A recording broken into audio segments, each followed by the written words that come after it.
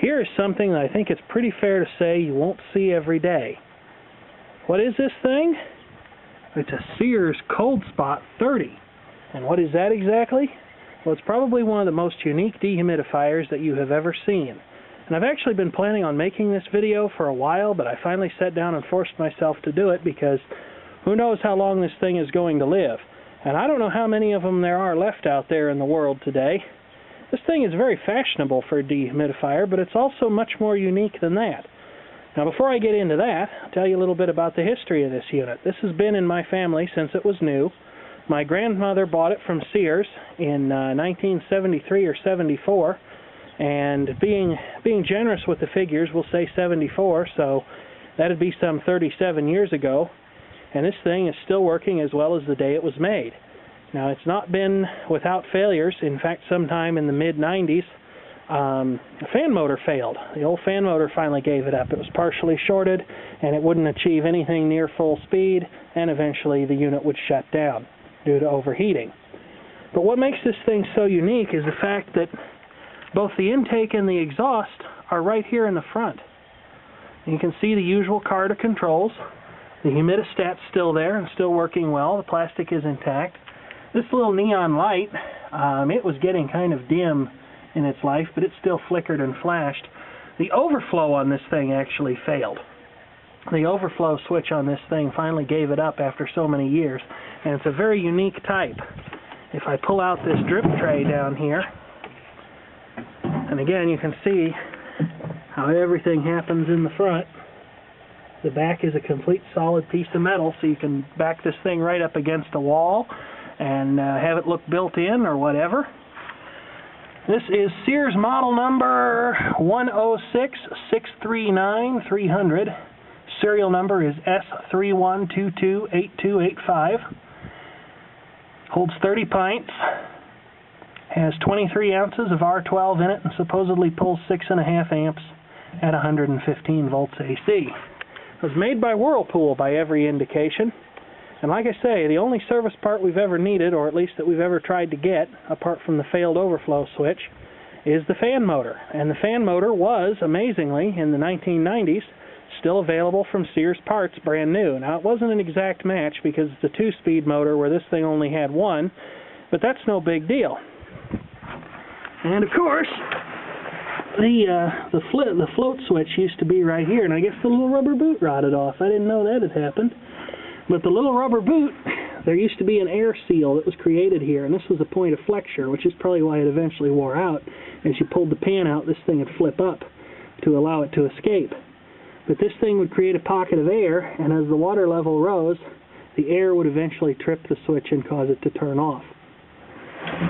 So anyway, like I say, I don't think there's a whole lot of these things left around. I've done some research on this thing, and I've seen only one person who has another, and it's mentioned on YouTube, but they say theirs ran out of refrigerant due to a leak in the seemingly aluminum cooling system, which is rather unique. I'm not aware of a whole lot of cooling coils being made of aluminum, but I guess some are.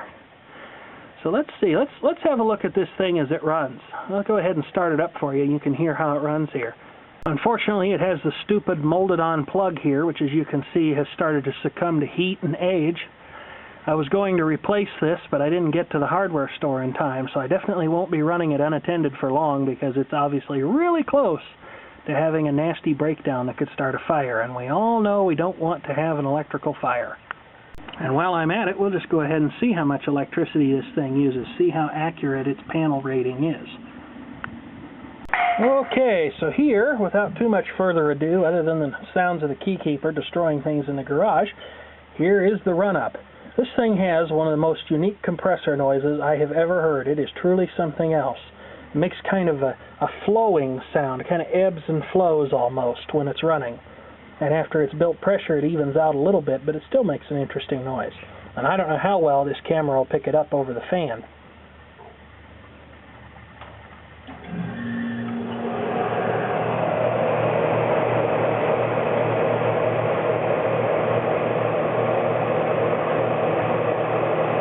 Go ahead and let it build some pressure here. Well, their panel rating isn't too terribly far off. This is a handy thing, this little kilowatt. But the cooling system on this thing still works great. In fact, the reason why this thing is riding around in my truck right now is because at my place of work we have a storage room that likes to rain in there. It's underneath kind of a parking lot surface or something, and it's not exactly watertight. So when the dehumidifiers at work got a little overwhelmed, I brought this thing in to help them, which is probably not the best kind of thing to do with an antique dehumidifier like this. Uh-oh. Yeah. I'll bet I don't have a license to operate this dehumidifier, do I? Well, I'm going to take you downtown. Well, when you have a gun like that, I ain't going to argue with you about it. Oh, man. It's nice and quiet. Runs very well. This thing was actually sidelined for a number of years. See, my dad, when he replaced the fan motor, I was just much younger then, and so I didn't have a lot of experience with these kind of things. And my dad, when he replaced the fan motor, he miswired it. He wired the motor to 2 neutrals. So the new motor wasn't running any better than the old one. And finally, one night in the late 90s, I got out my screwdrivers and I was like, I'm either going to fix this thing or I'm going to get rid of it. And it has casters on it. These are very much a suggestion. They don't work very well. Even on hard floors, they don't seem to work all that well at the best of times.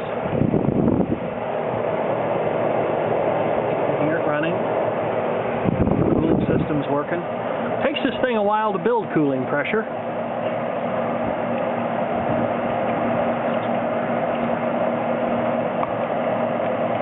But it's definitely working on it.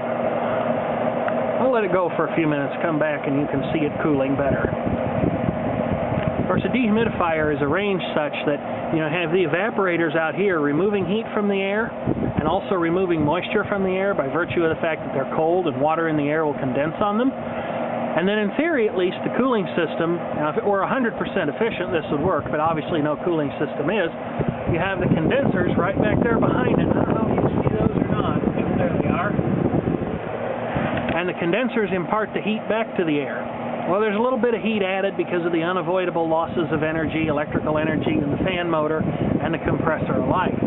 That compressor in particular, it's to cooking pretty good. It usually operates about 115 degrees or so when it's fully warmed up. But it's sitting right in the airflow of the fan, unlike a lot of modern dehumidifiers that put the compressor below the fan, and any airflow it happens to get is purely incidental. This is a very interesting device. This is, I guess, a safety screen suggestion. You can certainly stick your fingers in there around it and get into a potentially unwise situation.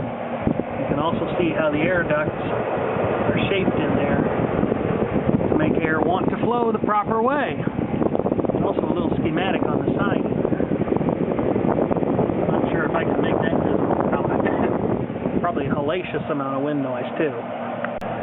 That's what it looks like when it's all put together and running. Sears did have some smarts when it came to designing this thing. As you can see, it's quite possible to park it right straight over a floor drain if you drill out this little piece of plastic down here. But right now I don't want to do that, so I've got this brass plug on it. And now, as you can see, I have the key keeper helping me out. This thing is getting right down to brass tacks, though. It's definitely dropping the temperature. Like I say, it takes it a while to get all the way across the coil. Maybe it is slightly low on its charge or something, but once it gets up and running, it's working quite well at dehumidifying the air. Or it's just old like you. It's older than me. My point exactly. So I went and I took a little bit of a break here. Let's see what it's been up to. Now, it's definitely a little too cold to be dehumidifying the outdoors today. I think it's only 55, 60 degrees out here, somewhere in there. So let's see what it's doing now. It's frosting up pretty good. 31 over here, 60 on the end. Of course, that one on the end, it never gets very cold. 28, 22, 23, 24, 25. Like I say, the longer this thing's been running, it does even out. So if it's low on charge, it's not very low. And I don't think it is, because it's always behaved that way for as long as I can remember. So unless it leaked down when it was new, which I very much doubt, it still works extremely well. I'll go ahead and shut it off here for you. Just turn that wheel off there. And then, go ahead and take the cover off and show you the insides of it. Here it is in all of its taken apart glory. You can can see the evaporator coils. There's 2 of those. There's 1 condenser coil. There's the little fan. There's the humidistat wheel with all the printing on it. And back here, as you can clearly see, here is the replacement motor. A Magnatech motor. Magnatech Universal Electric. And as you can see, it is the Whirlpool factory specified part. So they did have it after all these years. There's the legend on the compressor. And you can kind of see down here how it says Whirlpool on it. So I do believe that the source of this thing's manufacturer was, in fact, Whirlpool Corporation. There's the terminal block. The rubber mounts on which the compressor rides are still compliant after all these years. Really kind of amazing. There's the power cord mounts to the chassis.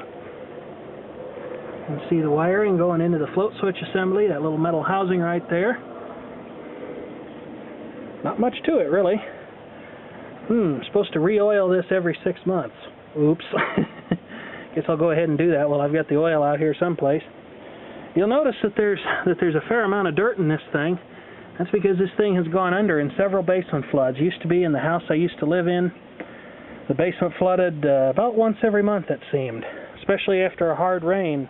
And that's something that only recently, only within the past couple of years, did the city finally fix it by running a new sewer line. And so now the place only floods maybe once a year. Such an improvement, these things. But this thing went under in a lot of basement floods, and every time we cleaned it out and went again. And maybe that contributed to the failure of the original fan motor. It really is hard to tell. We just cleaned it up and went again, and it survived. Another testament to its build quality, I would tell you.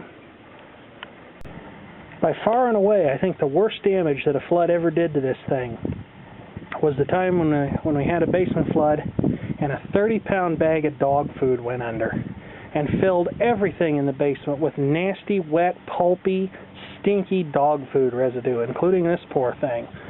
But as you can see, it was mostly cleaned up. They just don't make them like they used to.